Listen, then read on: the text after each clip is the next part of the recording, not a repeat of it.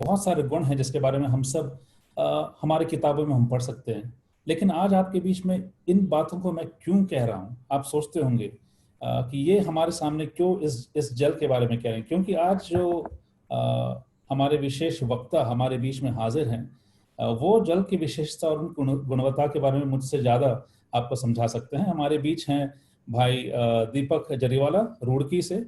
है तो वो बम्बई से, लेकिन उन्होंने अपने कार्य, अपने नौकरी के कारण या अपने जिस कंपनी वो कार्य करते हैं, वो regional manager south east Asia है स्पेक्ट्रल डायनामिक्स यूएसए, उस कंपनी के लिए।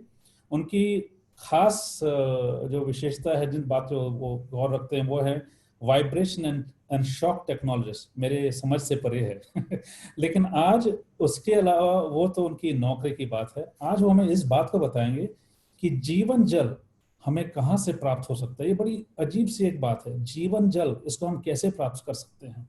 तो हम ध्यान से सुनेंगे। और एक बार हमारे सारे दर्शकों को, वो जहाँ कहीं भी हो, हम आप सबका तहे दिल से स्वागत करते हैं। और मैं स्वागत करता हूँ भाई दीपक जरीवाला, रुड़की से, जिनने आईआईटी में अपनी पढ़ाई को की थी। उसके पश्चात इस नौकरी के साथ जिन बातों को वो सच समझते हैं, उसको लोगों के बीच में रखते हैं। भाई दीपक जरीवाला, अब समय आपका है। बहुत बहुत स्वागत आपका भी। धन्यवाद भाई शिव। मैं सीधा विषय पे आ जाऊंगा। बाइबल कहती है, और जो प्यासा हो वो आए, और जो कोई चाहे वो जीवन का जल सेत मेत ले। जो कोई प्यासा हो वो आए, और जो कोई चाहे वो जीवन का जल सेत मेत ले। ये सेत मेत थोड़ा मुश्किल हिंदी है, लेकिन इसका अर्थ है मुफ्त में ले। परमेश्वर जीवन का जल मुफ्त में देता है, और इसी के बारे में आज हम थोड़ी देर बातचीत करेंगे। प्रभु यीशु मसीह ने कहा कि यदि कोई प्यासा हो तो मेरे पास आकर पिए। यदि कोई प्यासा हो तो मेरे पास आकर पिए। करीब आज से 2020 साल पहले, या 2000 साल कह दो, 2000 वर्ष के आसपास, आज से पहले प्रभु यीशु मसीह एक गांव में जाते हैं जिसका नाम सुखार होता है, और उस गांव में एक कुएं पर जाकर बैठ जाते हैं। जो कुएं की दीवार होती है उस पर जाके बैठ जाते हैं, और ठीक दोपहर का समय होता है, करीब 12 बजे दोपहर का समय होता है। और उसी समय एक स्त्री वहां पर पानी भरने को आती है। थोड़ा सा अगर मैं आपको इसकी भूमिका बताऊं, तो ये जो सुखार नगर था, ये एक ऐसे इलाके में था जिसको समरिया कहते थे, और यहां के लोगों को सामरी लोग के नाम से जाना जाता था। और इस भाग में बड़ा तनाव था। दो जाति के लोग थे, एक यहूदी थे और दूसरे सामरी थे। यहूदी अपने आप को ऊंचा समझते थे, या हमारी भाषा में कह दें ऊंची जाति का समझते थे, और सामरियों को तुच्छ जानते थे। और सामरी इसके विपरीत, इसके रिएक्शन में यहूदियों से घृणा करते थे, और इन दोनों के बीच में कोई भी संपर्क नहीं होता था। यहां तक कि अगर एक यहूदी को दक्षिण दिशा से उत्तर दिशा जाना होता था, तो सीधा और शॉर्टकट रास्ता समरिया के इलाके से होता था, लेकिन वो जाना पसंद नहीं करता था। सोचता था कि मैं अशुद्ध हो जाऊंगा अगर सामरियों के गांव से निकलूंगा, तो इसलिए वो वहां से निकलते भी नहीं थे। इतना इन दो जातियों के बीच में घृणा थी और तनाव था। लेकिन प्रभु यीशु मसीह जो यहूदियों में पैदा हुआ वो उस गांव में जाता है, उस नगर में जाता है और उस कुएं पर बैठ जाता है। और वहां पर एक स्त्री आती है, उसी बस्ती की एक स्त्री पानी को पानी लेने के लिए उस कुएं पर आती है। उस स्त्री का नाम हम बातचीत के लिए सामरी स्त्री कहेंगे। उसका वास्तविक नाम तो हम नहीं जानते, लेकिन बाइबल उसको सामरी स्त्री कहकर पहचानती है। तो जब वो सामरी स्त्री वहां पर आई तो प्रभु यीशु मसीह ने उसको कहा कि मुझे पीने को पानी दे। सामरी स्त्री को बड़ा अचंभा हुआ कि ये व्यक्ति जो कुएं पर बैठा है, ये तो बड़ा एक पवित्र गुरु की तरह दिखता है। उन दिनों उन गुरुओं को रब्बी कहते थे, जो शिक्षक होते थे, जो परमेश्वर की शिक्षा देते थे। तो उसने सोचा ये तो एक पवित्र रब्बी दिखता है और यहूदियों में से दिखता है, मुझसे कैसे ये पानी मांगता है? क्योंकि वचन में लिखा है, उस सामरी स्त्री ने उससे कहा, तू यहूदी होकर मुझ सामरी स्त्री से पानी क्यों मांगता है? क्योंकि यहूदी सामरियों के साथ किसी प्रकार का व्यवहार नहीं रखते थे। और देखिए, ये जो भी जात पात आज हम हमारे बीच में देखते हैं, रादर हमारे आसपास देखते हैं, ये जात पात इन्हीं के आज ही आई। ये आप समझ लो सैकड़ों वर्षों से ये मनुष्य के बीच में चलता आया है। परमेश्वर ने कभी भी मनुष्य को जात पात में नहीं बांधा। ये सारी चीजें मनुष्य ने अपने आप इसकी आविष्कार किया है, जिसके कारण मनुष्य मनुष्य के बीच में घृणा और वैर भाव है। लेकिन परमेश्वर ने सबको एक समान बनाया। लिखा है वचन में, उसने एक ही मूल से मनुष्य की सब जातियां सारी पृथ्वी पर रहने के लिए बनाई है। एक ही मूल से बनाया। उसका अलग शब्द है एक ही लहू से, यानी सबका लहू, सबका खून एक प्रकार का है। निश्चित रूप से अलग अलग ब्लड ग्रुप होते हैं, लेकिन एक यहूदी का खून और एक सामरी का खून, दोनों का खून लाल रंग का है।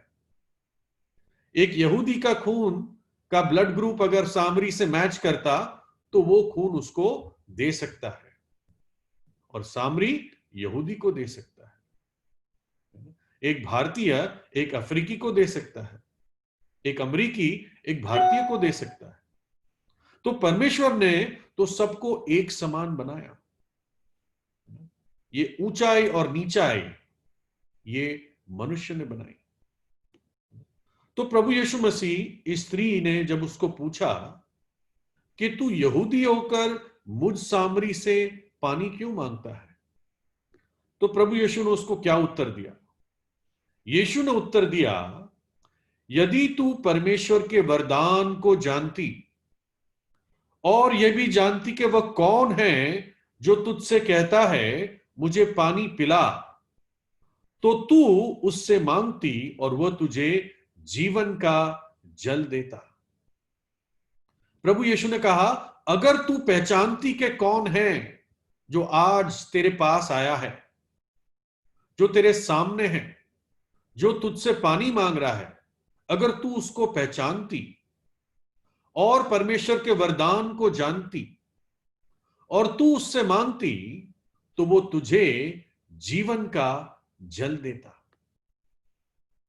यहां पर वो शब्द आते हैं, जीवन का जल। प्रभु यीशु उसको बताना चाहता था कि काश आज का दिन तुझे एहसास होता कि ये कितना धन्य दिन है कि आज तेरे पास कौन आया है। जीवन का जल लेकर आज तेरे पास कौन आया है। काश तेरी आंखें खुलती और तू पहचानती। प्रभु यीशु मसीह वास्तव में परमेश्वर देह धार कर इस पृथ्वी पर आया था। अपने सारे स्वर्ग की महिमा छोड़कर, उस अनंत काल के क्षेत्र में से निकलकर परमेश्वर मनुष्य रूप धारण करके इस धरती पर कदम रखा, ताकि मनुष्य को उद्धार का मार्ग प्राप्त हो, ताकि मनुष्य को मुक्ति का मार्ग मालूम पड़े। और तब प्रभु यीशु उसको कहता है, काश कि तू जानती और परमेश्वर के वरदान को पहचानती, और परमेश्वर तुझे वो मुफ्त में देता, वो जीवन का जल। परमेश्वर की दृष्टि में कोई यहूदी, कोई सामरी, कोई छोटा, कोई बड़ा, कोई गोरा, कोई काला, कोई उच्च जाति, कोई नीची जाति, ये सब परमेश्वर की दृष्टि में नहीं है। वो बिना पक्षपात के जो उससे मांगता है उसको वो जीवन का जल मुफ्त में देता है। जो कोई बिना किसी शर्त के और बिना किसी पक्षपात के। जब स्त्री ने इस जीवन के जल के बारे में सुना तो उसको समझ नहीं आया। आप में से हो सकता है कई लोग सुन रहे हो आज, उन्होंने भी शायद जीवन के जल के बारे में पहले कभी नहीं सुना। कई सारे जल के बारे में हम सुनते हैं, बिस्लेरी होता है, एक्वाफीना होता है ना, अलग अलग पानी होते हैं, जल होते हैं, लेकिन जीवन का जल और वो जो प्रभु यीशु देता है शायद आपने पहले ना सुना हो। और स्त्री इसलिए पूछती है, स्त्री ने उससे कहा, हे स्वामी, तेरे पास जल भरने को तो कुछ है भी नहीं और कुआं गहरा है, तो फिर ये जीवन का जल तेरे पास कहां से आया? स्त्री कहती है, तेरे पास तो ना बाल्टी है ना रस्सी है, तू कुएं के पास बैठा है, तो ये जीवन का जल क्या चीज है? कौन सी चिड़िया है ये? कहां से लाएगा तू ये?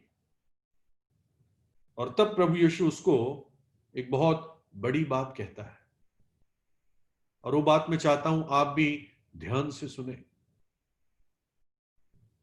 यीशु ने उसको उत्तर दिया कि जो कोई इस जल को पिएगा वो फिर प्यासा होगा, जो कोई इस कुएं के जल को पिएगा वो फिर प्यासा होगा, परंतु जो कोई उस जल में से पिएगा जो मैं उसे दूंगा वह फिर अनंत काल तक प्यासा ना होगा, वरन जो जल मैं उसे दूंगा वह उसमें एक सोता बन जाएगा जो अनंत जीवन के लिए उमड़ता रहेगा।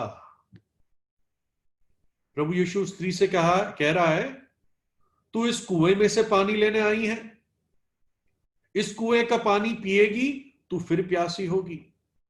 तेरी प्यास इस कुएं के पानी से नहीं बुझने की,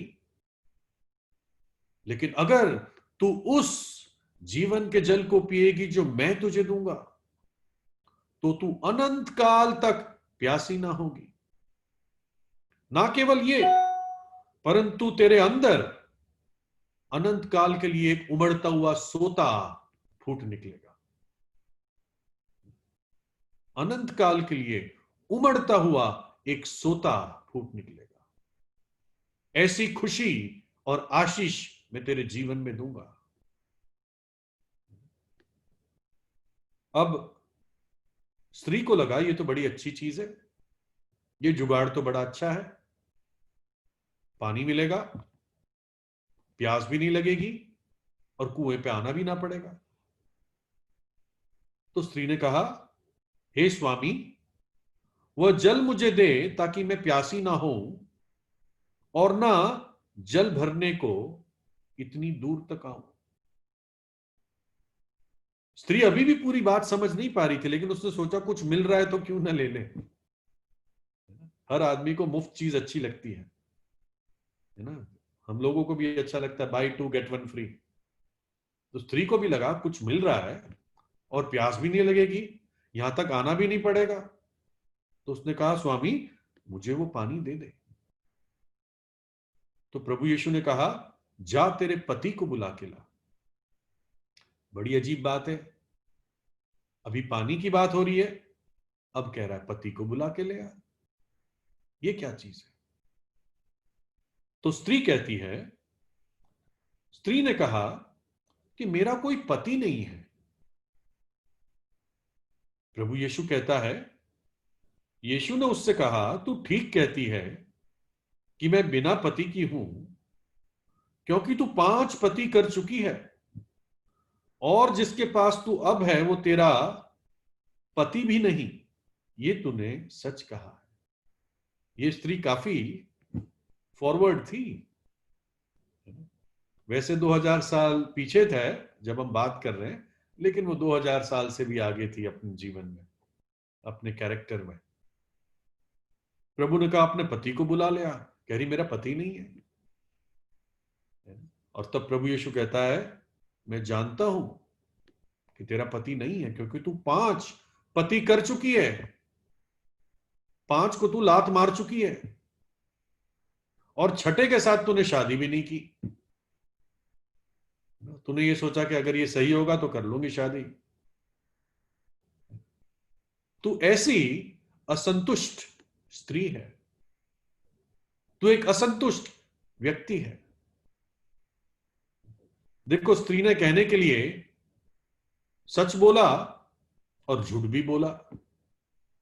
सच ये बोला कि आज मेरा कोई पति नहीं है, क्योंकि जिसके साथ वो रह रही थी उसके साथ विवाह नहीं हुआ था, जैसे आज के समय में कहते लिव इन रिलेशनशिप।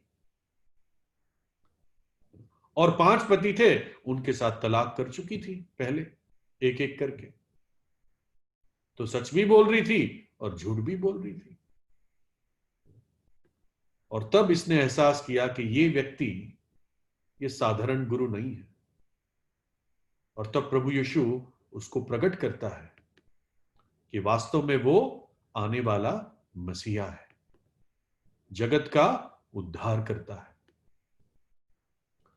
अब एक सवाल आता है कि प्रभु यीशु ने जब उस स्त्री ने जीवन का जल मांगा, तो प्रभु यीशु ने उसको क्यों कहा पति को बुला के ले आ?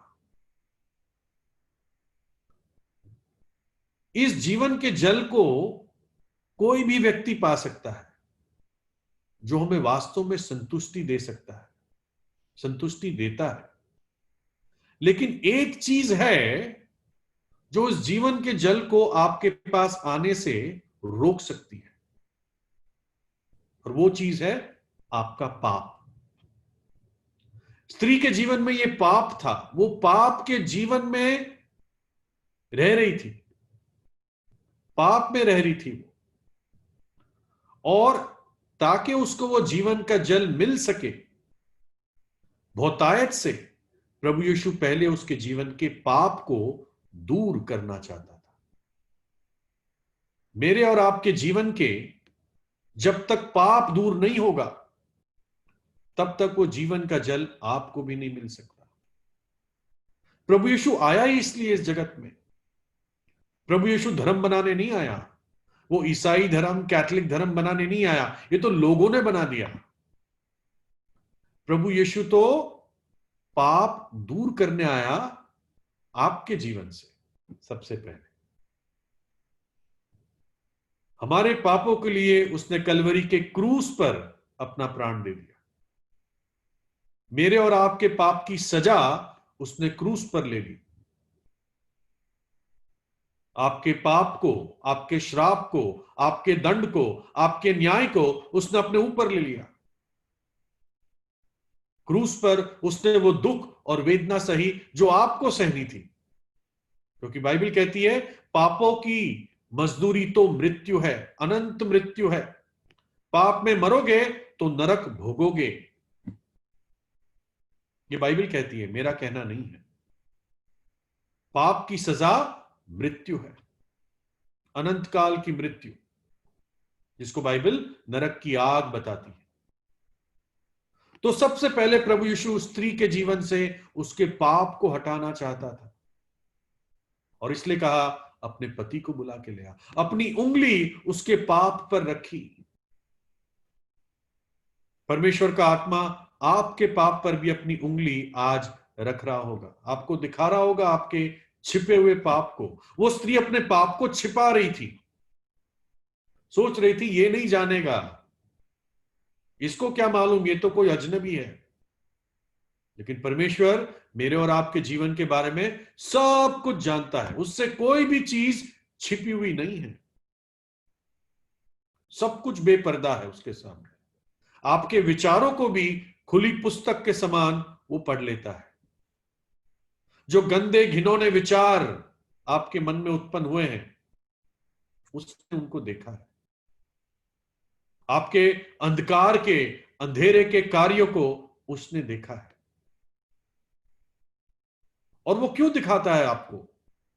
आपको लज्जित करने के लिए नहीं, ताकि आप अपने पाप को मान ले, पश्चाताप कर ले और उस जीवन के जल को पाए। देखिए, जैसे भाई ने शुरुआत में कहा कि हम बहुत पानी चारों ओर देखते हैं।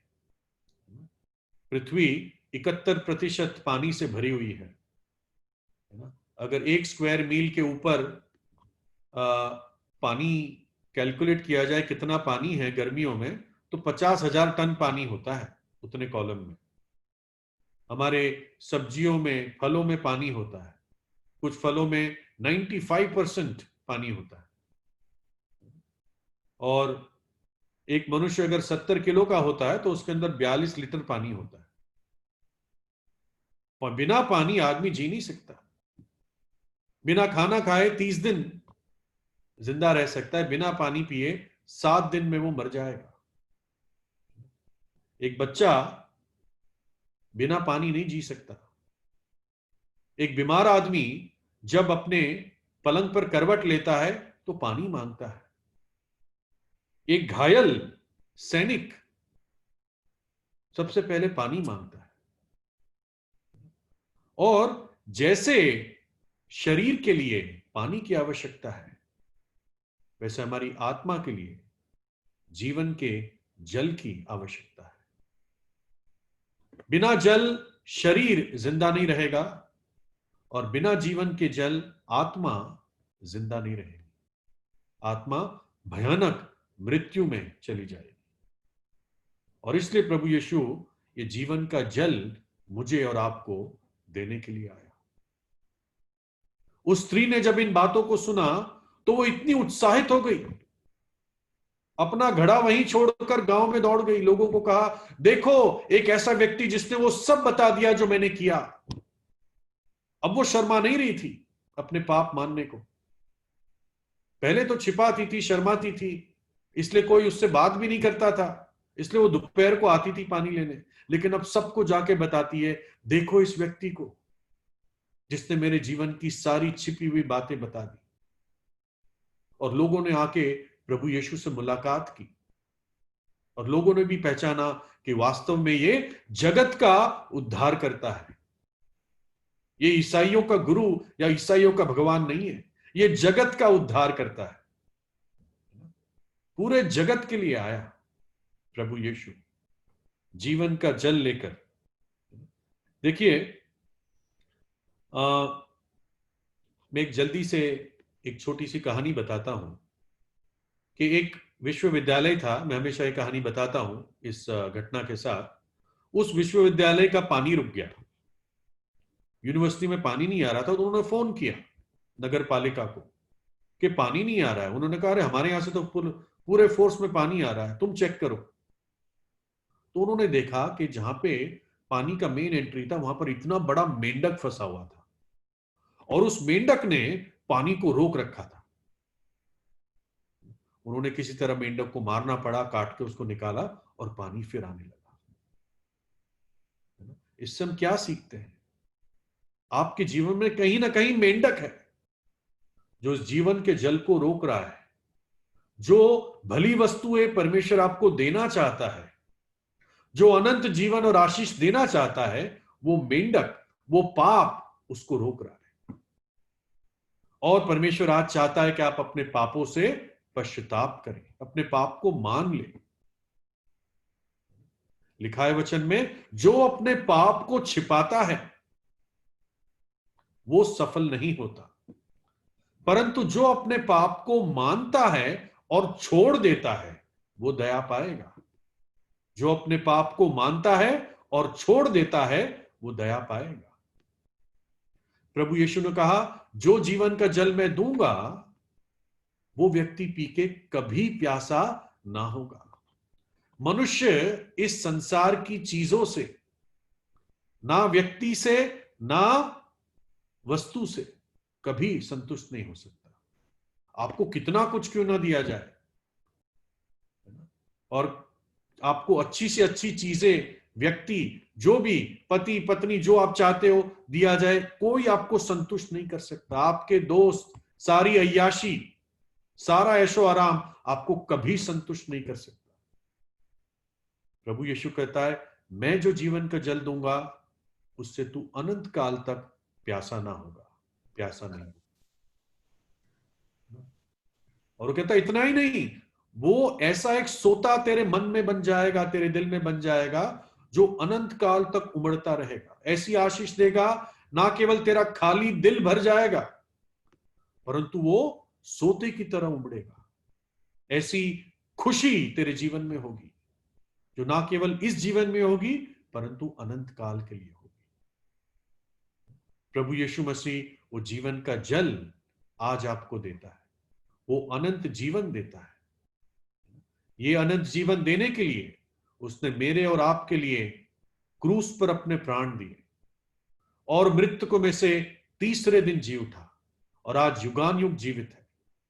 वो पाप ऐसे ही क्षमा नहीं करता, उसने उस पाप की सजा अपने ऊपर ली है। उसने अपना पवित्र लहू बहा दिया ताकि जब एक पापी साधारण विश्वास से उसके पास आता है, पश्चाताप करता है, तो बाइबल कहती है यीशु मसीह का लहू हमें सब पापों से शुद्ध करता है। ये एक आयत है जिसने मुझे बहुत तसल्ली दी मेरे जीवन में। मैं खुद एक गुजराती हिंदू परिवार से हूं। मैं सोचता था मैं कैसे अंदर से पवित्र हो सकता हूं। बाहर से मैं सब कुछ करता था, पूजा पाठ करता था, दिया जलाता था, मंत्र बोलता था, लेकिन अंदर से मैं कायल था कि मैं अंदर से पवित्र नहीं हूं। अंदर से परमेश्वर मेरे पापों को जानता है। और तब जब मैंने परमेश्वर का वचन पढ़ा और ये आयत जब सामने आती है, यीशु मसीह का लहू हमें सब पापों से शुद्ध करता है, मैंने एहसास किया कि यीशु के लहू के द्वारा ही मैं पवित्र हो सकता हूं। तो आज आपके पास वो मौका है। उस दिन उस सामरी स्त्री के पास मौका था, उसने मौका छोड़ा नहीं, उसने विश्वास किया। आज आप विश्वास कर सकते हैं। प्रभु यीशु धर्म बनाने नहीं आया, वो आपके पाप को हटाने के लिए और पाप की सजा हटाने के लिए वो इस जगत में आया। आज आप सच्चे हृदय से जहां पर भी बैठे हैं प्रार्थना कर सकते हैं। अपने मन ही मन में आप परमेश्वर से कहिए, हे प्रभु यीशु, आप मुझ पापी पर दया कीजिए। मैं विश्वास करता हूं कि आपने मेरे खातिर अपनी जान क्रूस पर दी और आप तीसरे दिन जी उठे। मेरे इस हृदय में आप आइए और मुझे एक नया जीवन दीजिए। मेरे सारे पापों को क्षमा कर दीजिए। अपने पवित्र लहू से मुझे धोकर शुद्ध करे और मुझे भी आज वो जीवन का जल दे जिससे मैं कभी भी प्यासा ना हो, अनंत काल तक प्यासा ना हो। प्रभु आप मुझ पापी पर दया कीजिए, मेरी प्रार्थना को सुने। यीशु के नाम में ऐसा ही हो। परमेश्वर आपको आशीष दे। भाई दीपक, आपको बहुत बहुत धन्यवाद हम देना चाहते हैं। और बड़े सरल ढंग से आपने आज शाम को हमें इस बात को समझाया कि किस प्रकार से जीवन के जल को प्राप्त करने से अगर कोई वस्तु हमें रोक सकता है तो वो है हमारा पाप। और आपने इस बात को भी हमें समझाया कि सारे मनुष्य, सब मनुष्य ने पाप किया है और परमेश्वर के उस स्तर, उस स्टैंडर्ड को जो उन्होंने रखा है उससे हम दूर चले गए हैं। एक ही रास्ता है, एक ही मार्ग है और बड़ा सरल सा है कि प्रभु यीशु मसीह जो परमेश्वर का सच्चा अवतार है, उनके ऊपर विश्वास रखकर हम उस सच्चे जल को अर्थात सनातन के उस जीवन को हम प्राप्त कर सकते हैं। बहुत बहुत धन्यवाद। उस शमरी स्त्री और प्रभु यीशु मसीह के बीच का जो डायलॉग, जो वार्तालाप था, उस सच्ची कथा के माध्यम से आपने हमें इस बात को बता दिया किस प्रकार से उस औरत ने प्रभु यीशु मसीह को पाया, उस सत्य को उसने जाना। आपको बहुत बहुत धन्यवाद, आपने बड़े सरल ढंग से इस सत्य को हमारे बीच में रखा। और जितने दर्शक मुझे सुन रहे हैं, जहां कहीं भी आप हो, आपको बहुत बहुत धन्यवाद देना चाहते हैं। हम छोटी सी एक प्रार्थना करेंगे, उसके पश्चात एक दो बातों को कहकर हम इस लाइव स्ट्रीम को समाप्त करेंगे। आप मेरे साथ बने रहिए, अगले 1 मिनट तक हम छोटी सी एक प्रार्थना करते हैं। हमारे स्वर्गीय पिता परमेश्वर, हम आपकी धन्यवाद और स्तुति करते हैं आज के शाम के लिए। विशेष रूप से संसार भर में जो हाहाकार मची हुई है कोरोना वायरस के कारण, ऐसे समयों में आपने हमें सुरक्षित रखा है। बहुत सारे परिवार हैं जो क्लेश और तकलीफ और कठिनाइयों से गुजर रहे हैं, हम उनके लिए प्रार्थना करते हैं। हमारे देश के लिए हम प्रार्थना करते हैं। हमारे प्रधानमंत्री से लेकर नीचे सब लोगों के लिए हम प्रार्थना करते हैं। हमारे भारत के जो जन हैं उनके लिए हम प्रार्थना करते हैं। हम चाहते हैं कि हम इसमें से छुटकारा प्राप्त करें। उससे बढ़कर हमारे स्वर्गीय पिता परमेश्वर, हम चाहते हैं कि पाप रूपी जो कलंक से हम कलंकित किए गए हैं, उससे हम प्रभु यीशु मसीह के द्वारा शुद्ध किए जाए और उस पाप से हम दूर किए जाए, और आपके द्वारा आपके ऊपर विश्वास करने से हमारे पाप से हम बचा लिए जाएं। धन्यवाद करते हैं भाई दीपक के लिए, जिसने बड़े सरल ढंग से आपके वचन बाइबल से प्रभु यीशु मसीह और उनके द्वारा उपलब्ध उद्धार के बारे में, सनातन के जीवन के बारे में उन्होंने हमें समझाया। हमारी प्रार्थना को सुना, इसलिए बहुत बहुत धन्यवाद। इस प्रार्थना को यीशु मसीह के नाम में मांगते हैं, सुनो, ग्रहण कीजिए, आमीन। अगले 2 सप्ताह के पश्चात हम फिर आपके बीच में उपलब्ध होंगे, 26 तारीख को, 26 जुलाई को। और जितने लोग हमसे कांटेक्ट करना चाहते हैं, इस यूट्यूब के उस डिस्क्रिप्शन पेज में जाकर वहां पर एक फॉर्म है जिसमें आप अपनी डिटेल्स को भर सकते हैं। हम आपसे कांटेक्ट करेंगे, इसलिए ना भूलिए, उस डिस्क्रिप्शन पेज में जाकर उस लिंक में एक फॉर्म दिया हुआ है, उस फॉर्म को आप भर के हमारे पास आप मेल में भेज सकते हैं। जितने लोग हमारी आवाज और हमारी इस लाइव स्ट्रीमिंग आज हमारे बीच में थे, सबों को बहुत बहुत धन्यवाद और शुभ रात्रि। 26 जुलाई को इसी वक्त हम वापस मिलेंगे। सबको धन्यवाद और शुभ रात्रि।